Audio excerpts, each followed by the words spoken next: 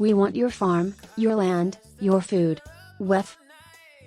The proposed nitrogen policy of the Dutch government, which may require the mass slaughter of animals and may result in the closure of approximately a third of the nation's farms, threatens the livelihoods of Dutch farmers. According to Michael Jan, a war correspondent who recently came to the Netherlands to cover the Dutch farmer protests, if this policy is put into effect, it will have huge security ramifications, not just for the Netherlands, but for all of Europe and the world. Jan recently stated in an interview for EpochTV's Crossroads program that despite having a population of only 17 million, the Netherlands is the second largest food exporter in the world. They have the world's most productive farmers. In order to fulfill targets for nitrogen greenhouse gas emissions, the coalition government of the Netherlands recommended reducing the nation's cattle population by 30%. To reduce nitrogen emissions, the nation has already enacted tight regulations on new construction.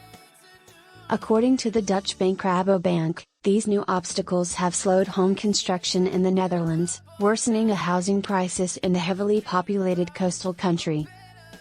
According to a release from the U.S. Department of Agriculture, Christian van der Wal, the Dutch Minister for Nitrogen and Nature Policy, revealed the strategy to lower nitrogen emissions in the Netherlands on June 10.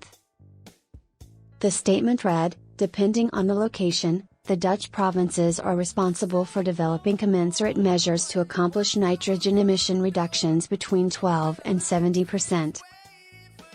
The impact on farmers in some provinces would be extremely severe." The Dutch government admitted that this method does not provide a future for all Dutch farmers. According to the Netherlands Chamber of Commerce, nitrogen pollution is caused by burning fossil fuels, livestock dung, and agricultural fertilizers. According to Barons, farmers would have to lower their cow herds by 30% in order to adopt the suggested plan. Jan, though, asserted that Dutch farmers have been cultivating the soil for thousands of years and do not pollute the ecosystem. According to Jan, the World Economic Forum, WEF, is using nitrogen as a scapegoat and a pollutant to control the food supply and drive farmers out of business. The proposed restrictions led to protests among Dutch farmers in June, and truckers joined a huge protest that began on July 4. Through the decentralized use of social media, Dutch farmers, truckers, and others organized blockades of food distribution centers around the country's northwest Europe, leaving grocery shelves empty. The demonstrators also intended to hold demonstrations at other airports across the country, notably Schiphol Airport and Eindhoven Airport. According to Jan, Dutch farmers and truckers are aware that their government is carrying out the WEF's recommendations, which aim to seize their land and regulate their food supply. "You control those people fully if you control the food supply," he stated. According to Jan, Dutch farmers are highly educated and skilled business people as well as farmers.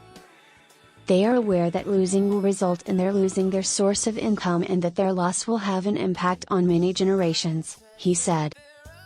Farmers are organizing. They are aware that their businesses will be destroyed, which would result in a food crisis throughout Europe, according to Jan. According to Jan, Germany and some other nations are implementing similar laws. He said that some German farmers who wish to express their support are also participating in the Dutch protest. A 2019 white paper that the WEF commissioned estimates that between 7 and 18% of the world's greenhouse gas emissions come from cattle. Producers might lower their livestock emissions by up to 30% with technical and financial support to adopt new methods. The study suggests a few strategies for supplying future demand for meals derived from animals. According to the study, large industrial-scale livestock production may produce fewer greenhouse gas emissions per unit of product than small or medium-sized farms that raise both crops and cattle or less productive livestock production farms. The WEF study concludes that industrial-scale livestock production facilities should be the preferred option in developing nations. The WEF research suggests that promoting and investigating alternate sources of protein, such as plant-based diets and proteins derived from plants, insects, and lab-cultured proteins, is another method to satisfy the demand for protein while lowering greenhouse gas emissions. Many Dutch citizens are aware of the effects of their government's policies and support the farmers, but Jan emphasized that many more need to become aware of what is happening. They will be struck sooner or later, he said. Would you rather be ruled by the beast forever, or have your shelves empty right now for only a really short time? The knowledge chain will be disrupted and this wisdom will be lost, Jan stated, if these farmers are eliminated after 1 or 2 generations. He continued by saying that someone else will always be in charge of people's access to food. According to a study by the U.S. Department of Agriculture, the Dutch government strategy will also put a focus on minimizing nitrogen deposited in soils. According to the paper, Dutch agriculture is responsible for 45% of soil nitrogen deposits.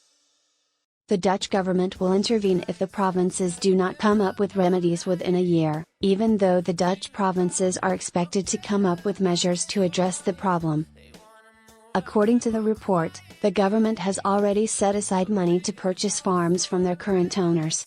According to the article, those who do not want to be bought out will be required to innovate, scale up, or move their farms, and the government also has the option to seize those farms. According to the article, there are 20,000 farms in the Netherlands, and as many experts have already noted, there may not be enough money to buy out even a few thousand of them. By accusing farmers of poisoning the soil with their agricultural practices and promoting the opening of farms to development, Jan claimed that this approach divides people. Jan said that's how Stalin did it when he got rid of the kulaks. When Ukraine was a Soviet republic, Soviet leader Joseph Stalin ordered the collectivization of agriculture there. The Soviet authorities ordered smaller subsistence farmers to give up their properties to the government and work as laborers on government-owned communal farms, in spite of the fact that the majority of Ukrainian farmers opposed collectivization. According to a University of Minnesota research, wealthy and prosperous farmers were referred to as kulaks and proclaimed enemies of the state by the Soviet government. Villages were compelled to give unreasonably high quotas of grain to the Soviet state during the system. A man-made famine known as the Holodomor, which killed many millions of people between 1932 and 1933, was caused when villages were unable to achieve the quotas and the authorities stole all the harvests and food the farmers had stored on their farms. Farmers who protested collectivization were either executed, deported, or transported to gulags. Jan emphasized that excluding a major food producer like the Netherlands from the picture in the event of a global famine would set the world's population up for extreme starvation. Only the biggest psychopaths in history could possibly even consider doing that, he said. And that's what they're doing. Thanks for watching. Please consider subscribing to the channel.